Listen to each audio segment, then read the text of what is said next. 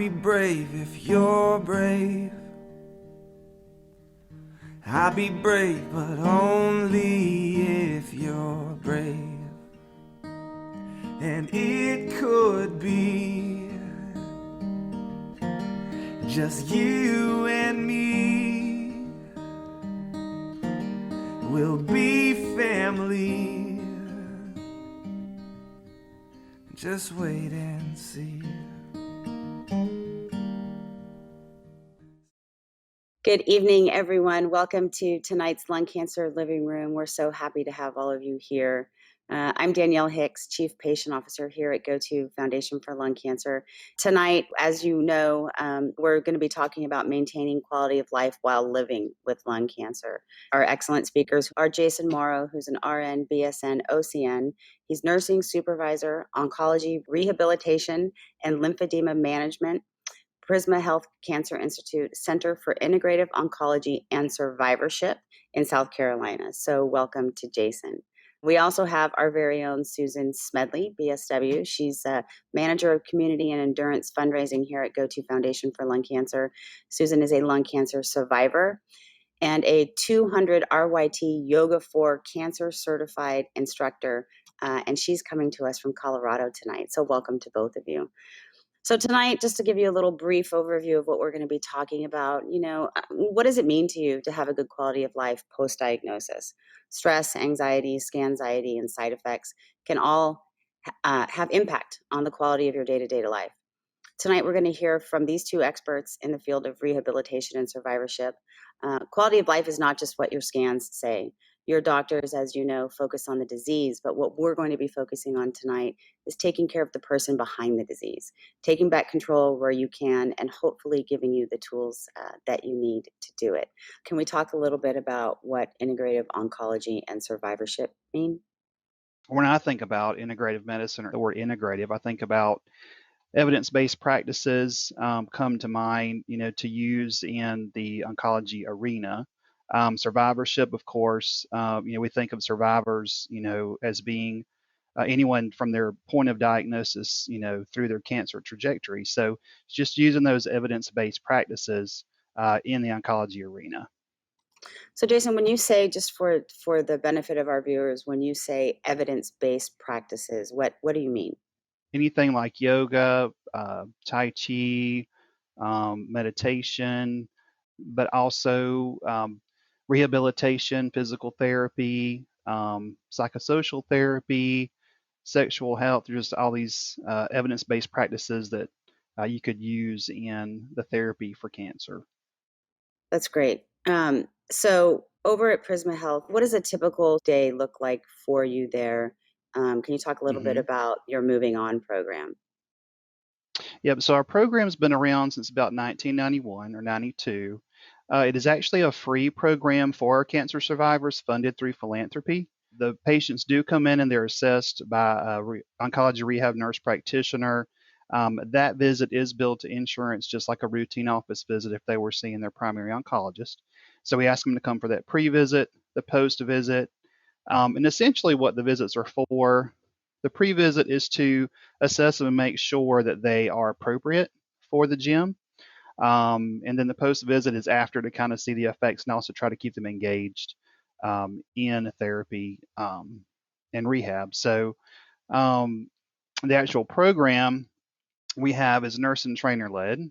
Well, it was prior to COVID. Now we've gone just to the exercise trainers, but a 12-week program following the American College of Sports Medicine guidelines for exercise, 150 minutes of aerobic activity a week, 2 weight training sessions a week with the certified exercise trainers.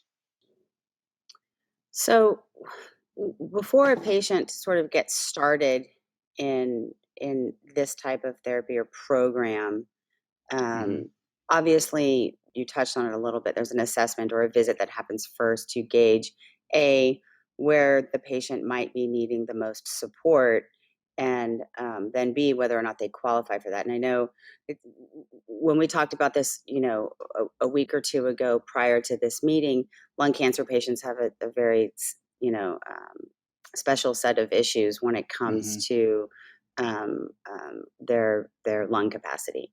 So what are some of the common symptoms that are discussed at a first visit?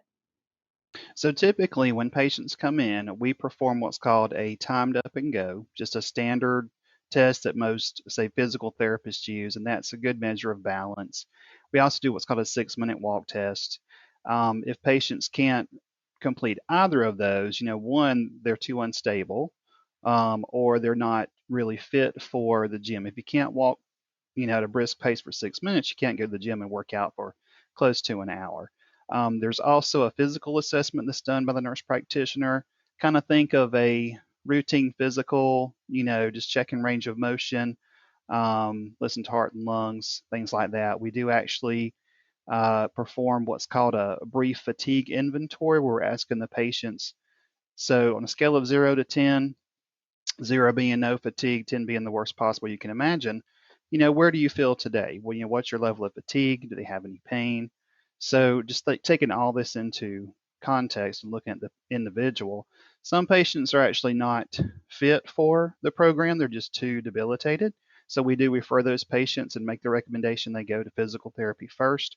Or for patients, lung cancer patients, some of them do have that decreased reserve. Some have lost a lung or part of a lung, so they have diminished capacity. So they're more appropriate for pulmonary rehab, and we do make that referral. It's interesting because as I was sort of looking through the site, I was fascinated by not only sort of some of the physical um, programs that that you guys offer, such as what you're talking about right now, but that Hmm. some of the symptoms are even outside of that when it comes to Hmm. stress, distress, anxiety, and depression, sexual health, smoking and tobacco Right. We use. uncover a lot of things. Right? Yeah, and it was really Uh-huh. fascinating to me to see, and as I sort of got to thinking about it, whether it's numbness or neuropathy or pain, Right. that is a subsequent sort of side effect of the treatment. Weight gain, weight loss, spiritual loss, memory Hmm. loss, lack of support. You guys are sort of this one-stop shop for all Hmm. of these things. And if I'm a patient, can you Hmm. talk a little bit about the why? Why should I consider something like this post treatment?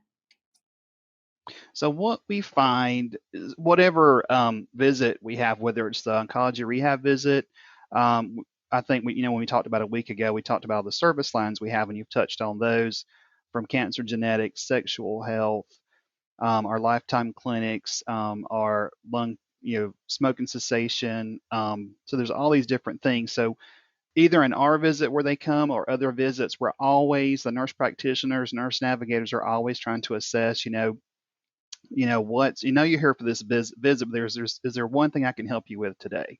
So it may not be typically, it may not be what they came for. They may come in severely distressed or have a lot of anxiety over the upcoming, next scan, or maybe they just received another diagnosis, unfortunately, or recurrence.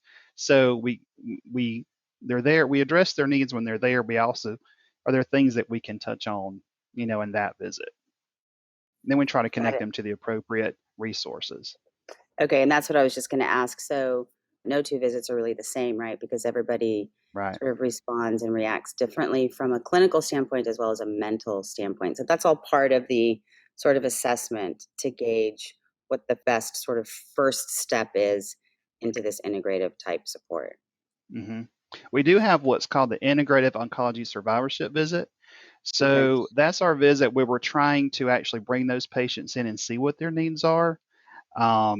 We try to get patients usually on cycle 1 or 2 of treatment, but we're bringing them in. We're showing them all the services that we have. We asking them what are their needs? What do they have anxiety about? They have issues with paying their bills, transportation. Just how can we help them? So we have patients come in. We try to get those auto referred whenever there's a new care plan put in for the patient. So just fires that off to us. And so there's a lot of cold calling the patients, and you were referred for this. People will say, I don't really understand why. What is this visit? It's an extra visit. So usually after our schedulers or the nurse navigators talk to them and say, hey, we just want to bring you in, see what we can help you with. Usually they're in agreement, I'm glad they came. So, it's sort of a triage, I guess, if you will, when that survivorship visit, that first sort of visit is a conversation, it sounds like, Hmm. um, about where the patient is, and then Hmm. whoever's Exactly. responsible for that intake then triages them to different clinical care Hmm. teams. Can you talk a little bit about social workers? I mean, what role Hmm. do social workers play in this arena? So we happen to have three very good social workers. One of our social workers is actually the director of our cancer support community. So you've probably heard of cancer support community. We were actually the first Hmm. in-hospital partner about, I guess, 7, almost 8 years ago. So our social worker Carrie is director of that. So she puts on, gets all these classes, educational classes for us. She sets up a lot of our movement activities like the Tai Chi. We just had a gentleman talk about Qigong, bucket drumming, journaling. She's in charge of all that, but she also does one-on-one counseling for patients. And then we have two other social workers. One is like our resource social workers, so they help us with transportation, um, food. If there's food insecurity with patients, and then we have another one that is the stress management coordinator. So, and those two roles kind of interchange. They actually cover each other. So for stress management, is that more of a counseling service? So typically, we have it built into our electronic medical record that the patients are assessed in every office visit for distress. It's a distress inventory. So many hospitals actually use it. So ours, if the patient actually scores a certain score, it fires a referral to the inbox of the social worker. And so if they're actually in that office, it's like, oh, this patient's actually here. I can go and see them, check in on them. And then also, well, if they're not in the office, then they usually will call them to follow up with them. It could be just a brief, 5-minute call. The patient might have had some anxiety over something coming up, or just had a fight with a family member, or had issues with transportation and getting there, or something. It just depends, but sometimes it's a bigger issue that they spend more time with the patient.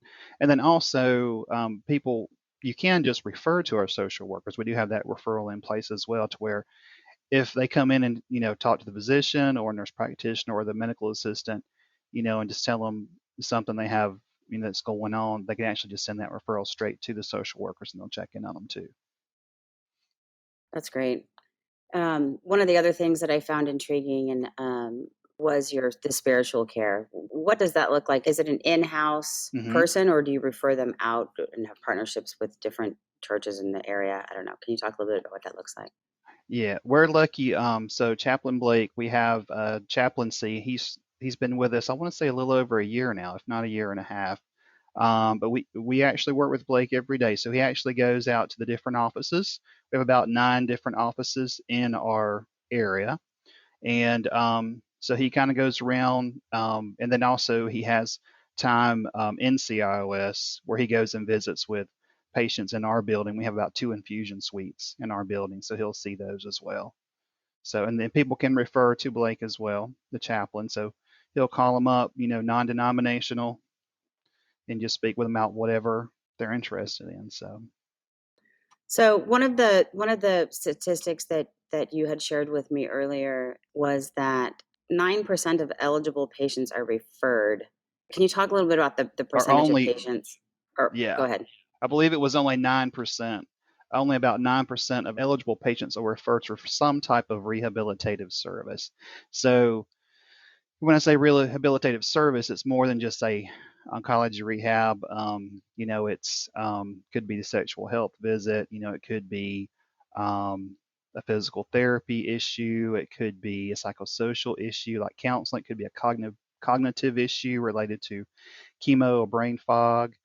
So whatever you lump in that rehabilitative, service, only Yeah. about 9% of patients are referred. And I think that's because mainly the primary oncologists, it's not saying anything against them. It's just that they're focused on treating the patient, and they're focused on, just the medications, getting them through their treatments. And some are more tuned into the rehabilitative part, and others are just kind of, siloed in there. So, in that sense, it's like the patient, you want the patient to, if I could tell, some advice is just try to be your own patient advocate or be an advocate for the patient if you are a family member or loved one. So, because there's so many that just could use some type of rehab and they just are not referred. Yeah, it really is a shame. And I kind of opened up and touched a little bit on the fact that, your physicians, your medical oncologists, your radiation oncologist, and, so on and so forth, are there to treat your disease. And what we're Hmm. really talking about here is treating the rest of the person, right? All of these things we've already sort of Hmm. touched on: fatigue, physical weakness, sleepness, and right on down the sleeplessness, and right on down the line. Um, I think I think it's very important that our patient population understands that this is something that happens, because I really don't think most patients even know that this is something that's available to them. We get calls on our Hmm. helpline all the You're time, right. right, from patients say with one having one or more of these challenges, and we're subsequently referring them out to resources in their community. So it really is unique, um, for you all out there in South Carolina to have this type of integrative program right there in your cancer center. And I think it's important to let patients know, that having this, we call it shared decision making, but and I'm sure people who watch the living room have heard me say it a million times, isn't necessarily just about your clinical treatment, but it's about your whole self treatment, and having those conversations with your physicians, because they are there to help you and to refer you off to services such as this.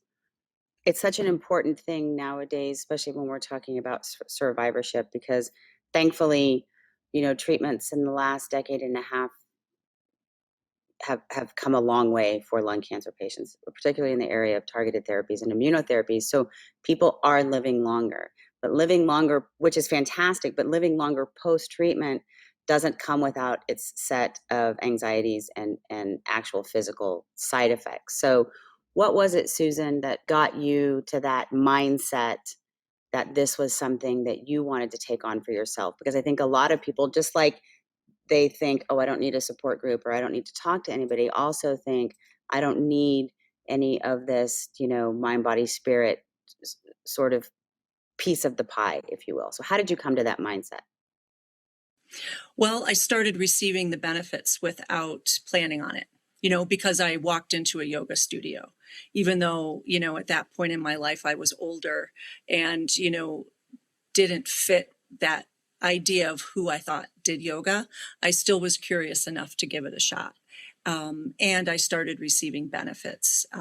So then I actually decided to become a yoga instructor at the age of 50, and was really interested, and because I was a social worker and I worked in the world of trauma, and I was really interested in the piece of yoga that is so powerful, as it relates to the nervous system and shifting out of fight or flight and being in that place of hypervigilance and fear and not being able to sleep and increased blood pressure and all of that, and being able to shift out of that place after a trauma or sustained trauma and crisis into a rest and digest. And like, how does that work? And can we really do that at will? And the answer is yes, we can. So for me, and who I am in the world, my interest is bringing yoga to people who, like me, thought that yoga was not for them. It's less about standing on your head, and it's more about managing stress so that you can fully show up in your life in a way that you want to. And you absolutely can after cancer. You absolutely can during treatment. And yoga is really helpful. Particularly yoga for cancer is particularly helpful with managing lymphedema, with managing anxiety, with helping people during treatments to sort of stimulate the lymph system and move the toxins out of the body. So educating people about treatment, and then what they can do to help support their body in doing what it naturally does. And for me, it's really about not so much going somewhere, but learning about what I can do myself, not waiting for an appointment, not waiting for someone else, but really what can I be doing to help me manage my life and my side effects and symptoms. I love that so much because so often when we're talking to patients who are going through treatments, one big thing that's sort of a recurring theme is this loss of control. But what you're talking Yes. about is taking back what you can control. You can't control the fact that you were diagnosed, but you can control how you choose to deal with that. I want to talk a little bit, and you touched on it, but I want to dig a little bit more into, when people think yoga, they do think we're standing on our heads, or maybe we're in a hot room and people are stretching in all these weird poses. But how is yoga for cancer different? Like I said, you touched on it, but in particular, I'd like you to dig a little deeper on regulating the nervous system following trauma, why that's an important piece. And then you talked a little bit about the lymphatic. I hate to use the word draining because it doesn't sound pleasant, but talk a little bit about those two Right. things. Sure. And yoga for cancer, the program that I was trained through was founded by a breast cancer patient who was also a yoga practitioner. And she noticed that, and her doctor also commented that she was managing treatment so much better than a lot of her peers. And he wanted to know why and what she was doing. And he said, keep doing it. And she said, well, I continue to practice yoga. And so that was sort of a wake-up call for her to dig even deeper. And as Jason mentioned, yoga is evidence-based. There's a litany of research into the benefits of yoga for a lot of populations, but particularly for cancer patients and survivors. So she wanted to develop protocol isn't quite the word for it, but a training for yoga professionals to be able to address the specific needs of cancer patients as it relates to treatment side effects, as it relates to social and emotional responses. And, there are definitely some do's and don'ts as it relates to yoga for cancer. So if I go in and teach at a studio, I wouldn't have the same considerations as I would for an oncology yoga class. And what that looks like are not doing forward bends, for example, and having the head, be forward. Because I don't know who might have brain metastasis or have had radiation in the brain, or people that might have, vertebrae fusions, things like that. So we're taking into account treatments, common treatments, and side effects, and just being more mindful of that. I love that this yoga, this oncology specific yoga is super sensitive to the physical, not just the emotional needs of those impacted by cancer, but the physical needs, like you said. And quite often lung cancer patients, as you know, are dealing with distant metastases and quite often in the brain, sometimes in the bones. So it could potentially pose an issue in trying to get into some of these poses. Are there props that patients use as part of this, as well as avoiding some of these poses? Are there different things that patients can do to help support their body during a yoga session? Definitely. And, all patients, all yoga practitioners have different levels of mobility and different levels of strength when we're starting out, and balance, etc. So we absolutely want to be supporting our body in the best way possible to get the benefit of the pose, So we'll use blocks and during COVID, teaching virtually, not everyone has yoga blocks sitting around. So what we find is using paper towel rolls work just as well. So, being able to share about, using a blanket, using a pillow instead of a bolster, those sorts of things. Typical household items can be used as props as well. And again, it is to support the body. And, I might say raise arms up. And, if someone has a port or has lymphedema or, is wearing a brace, etc., arms up for them might be here. And so while I'm teaching a class, I'm going to note that go to your degree. And if one arm can go up, but the other can go only to the side, like a goalpost, then both are going to be there. Okay. Because we want to be getting the benefit of both sides doing the same thing. Okay. So it's those sorts of adjustments and sensitivity. But I also want to let you know, and what surprised me about learning oncology yoga is that it doesn't necessarily mean it's just gentle yoga. So we're not just sitting around. We are moving, and it could be that someone's mobility keeps them in a chair at first. But we're still going to be moving the body in a way and attaching breath with movement so that we are stimulating cardiovascular, respiratory. We'll do some lymphatic brushing, along the arms and along the legs to stimulate the lymph system. And, again, we're going to be matching our inhale and our exhale with different movements. And people start to feel warm, even if they're sitting still, right? So we're trying to activate the body because, as Jason shared, the common knowledge is 150 minutes of moderate exercise a week for cancer patients as sort of the minimum, the standard. If my math is correct, that's 2.5 hours a week. And we want it to be moderate because we do want to be activating all these different systems in our body. We don't want to just be sitting around. We want to be focusing on what can we do and go and do it. So if it might be I can walk a block, great. I'm going to go out and I'm going to commit to doing that a couple times a day, to getting fresh air, to getting out in nature, etc. I think the 2.5 hour comment, it resonates with me, and I'm sure a lot of people out there. I mean, there's a lot of people who are not living with cancer or going through cancer treatment who don't get 2.5 hours worth of exercise, a week.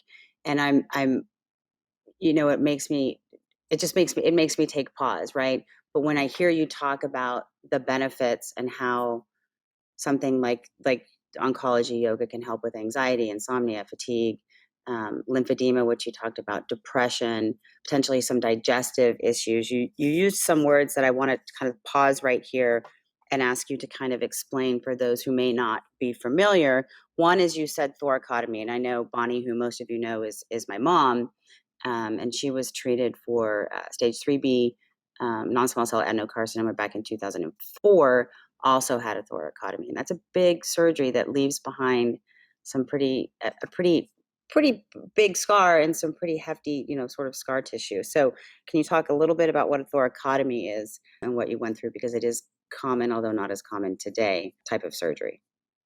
Sure. Well, and you're right. I mean, it's definitely a pretty significant surgery that, I have like a half moon shape on my back.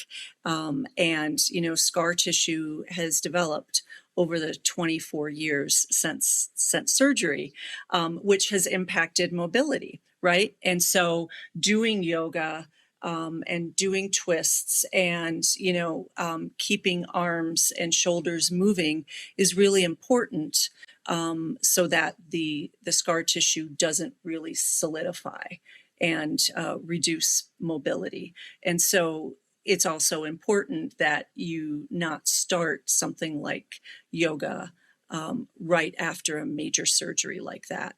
We certainly find it with chest tube, drain sites as well, with lobectomy and wedge resection sites, but there's still so much we can do. And I think that's one of the important parts is, in my role in the lung cancer community, I get to encounter so many different people over the last decade who are out still living really vibrant lives. And it's important that we share our experiences with each other so that we aren't our own worst enemy in some ways, so that we don't buy into, I can't do it because I only have one lung. I can't do it because I'm tired from chemo.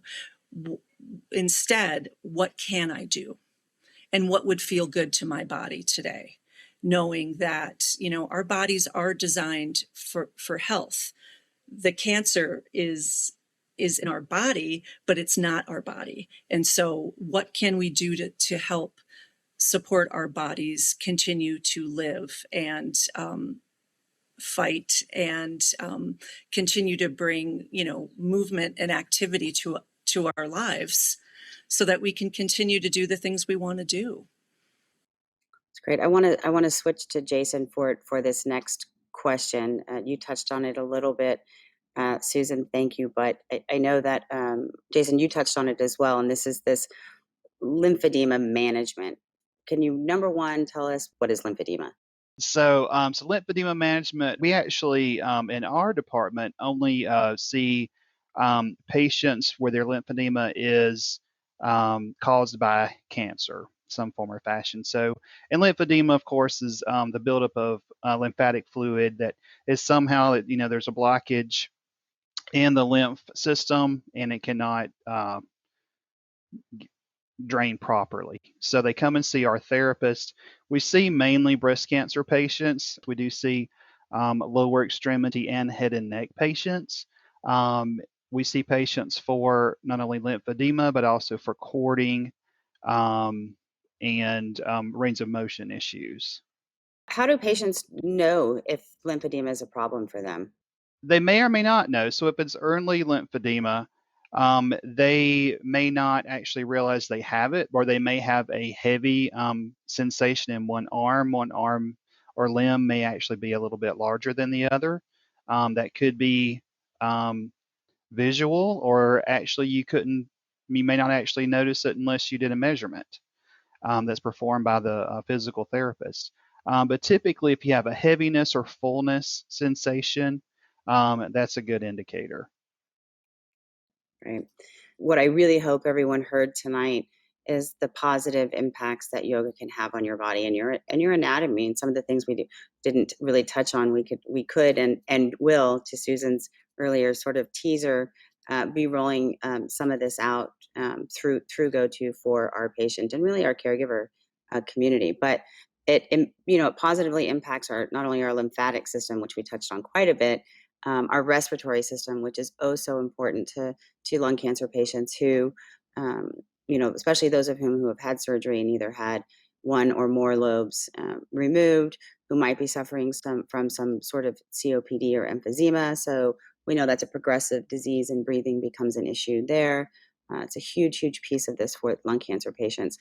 One of the things we didn't talk about were the musculoskeletal and really building bone um, piece to how yoga can help positively impact your body, nervous system, your endocrine system, your immune system, and your cardiovascular system. So those are all sort of pieces of your body and your anatomy that yoga can positively impact. So that's just a big takeaway. And to Susan's, again, I'm going to reiterate her earlier point, more to come on a lot of that from a wellness perspective in general. Stay tuned to GO2 for that. I do want to shift to both of you now for the how behind finding this type of care. Like I said, how does someone go about finding an integrative center that provides these types of services? It's hard sometimes because, um, like us, we're a destination clinic, and we're lucky that we have a lot of these services that were built by our director. But you won't find those unless you're in like a larger, somewhere like Memorial Sloan Kettering or Duke or somewhere like that. But you can go out and look and see what your local hospital has. Like if you go back to talking about the, Susan had mentioned the videos. So like our hospital actually has something called Move Well, and they have hundreds of videos just free online for patients they can look up, but also just seeing what's in your area. Look into your local cancer societies who might have certain programs that they're holding. Their cancer alliances. We have one here in South Carolina that are constantly doing educational opportunities for patients. So they're out there. You just kind of get in there and look for them. That's great. Susan, anything you want to add to that? Yes, I mean, aside from the physical outlets and ways of improving quality of life, I would encourage folks to think about what brings them joy, what they value in their life, and commit to doing more of that. Cancer doesn't have to steal your present. It doesn't have to steal your future. And for me, mindset came first before I then started looking for resources. So that could be a whole other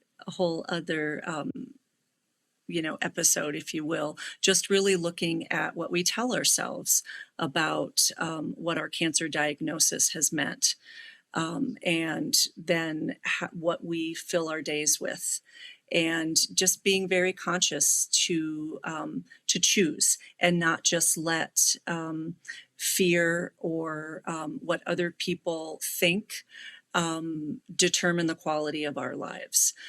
Sometimes that means we shut down the screen, that we move away and get out in nature. That means that we don't talk about cancer with our family for a weekend. That we get to decide how much of our life we want to focus on cancer and how much we don't. That we get back to gardening, that we, do those things that bring us joy, and continue to live vibrant lives. I mean, none of us know how much time we have. So the goal is certainly to live with as much vitality as possible. And more lung cancer patients are doing just that. And I think sharing our experiences with each other helps to sort of lift everyone up to go, I hadn't painted in a while. I would love to do that, and just be having those conversations. I love that. And you speak so well to this, Susan. And I know, you've been on both sides of this, not only as a patient when you were diagnosed at 32, but as an advocate, and you've been a champion for patients for so many years since then. So your perspective always gives me chills. It's really about,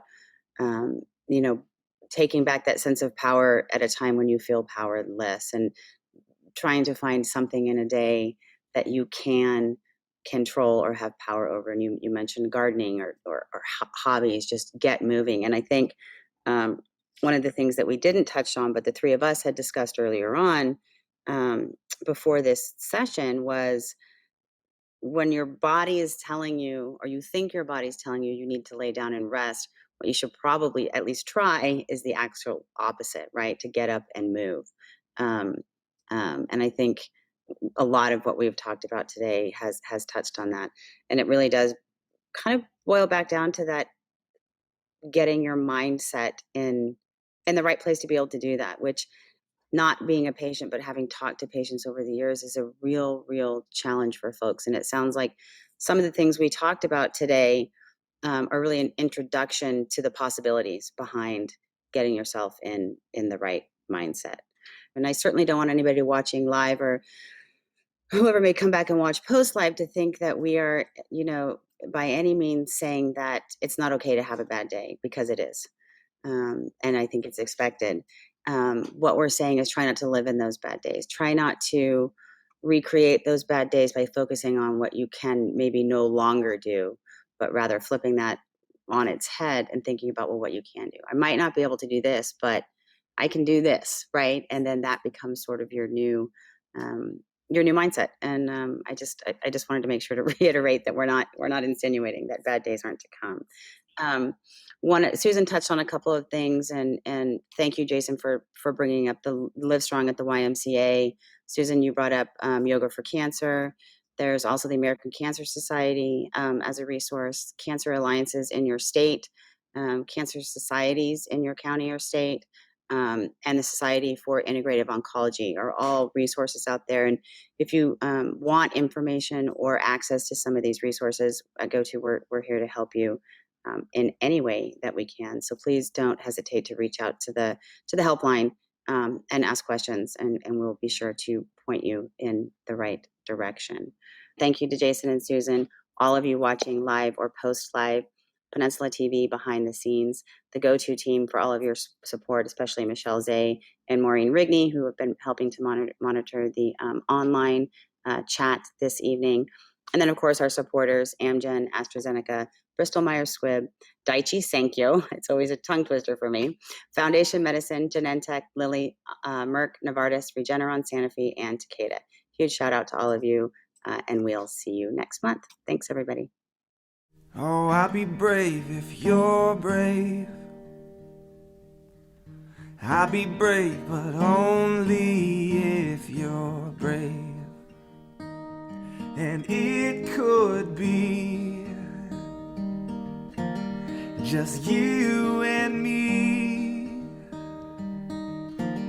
We'll be family. Just wait and see.